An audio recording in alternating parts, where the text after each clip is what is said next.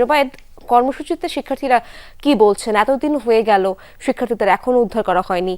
শিক্ষার্থীরা তো ক্ষুব্ধ রয়েছেন, তাদের অভিব্যক্তি জানাবেন।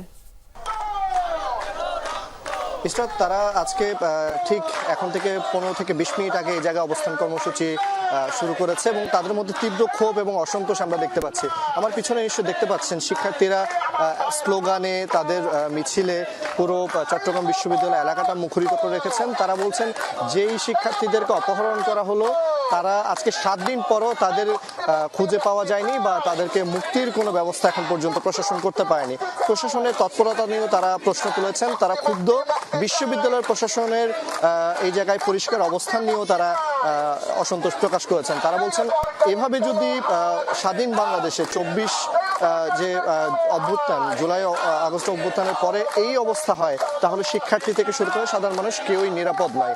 তারা এই অবস্থান কর্মসূচির মাধ্যমে আরেকটা পরিষ্কার বার্তা দিতে চান যে কাউকেই কোনোভাবে এই চট্টগ্রাম বিশ্ববিদ্যালয় থেকে এর আগেও অপহরণের ঘটনা ঘটছে সেটা যাতে আর না হয় সেটা নিশ্চিত করার একটা দাবি তারা জানিয়েছেন। এই কর্মসূচির পর তারা চট্টগ্রাম খাগড়াছড়ি রাঙ্গামাটি সড়কের সামনে তাদের এই মিছিল নিয়ে যাবেন এবং সেখানে সড়ক অবরোধ করার একটা কথা রয়েছে। এবং সবকিছু মিলে যদি বলতে চাই, একই দিকে তারা এদিকে অবস্থান কর্মসূচি পালন করছেন, পাশাপাশি সড়ক অবরোধেরও একটা কর্মসূচি ঘোষণা তারা দিয়েছেন। যতক্ষণ না পর্যন্ত যে অপহৃত শিক্ষার্থী তাদের মুক্তি দেওয়া হবে না, তারা এইভাবে কঠোর আন্দোলনে বা কর্মসূচিতে যাওয়ার ঘোষণা দিয়েছেন। জোবায়েদ, ধন্যবাদ আপনাকে।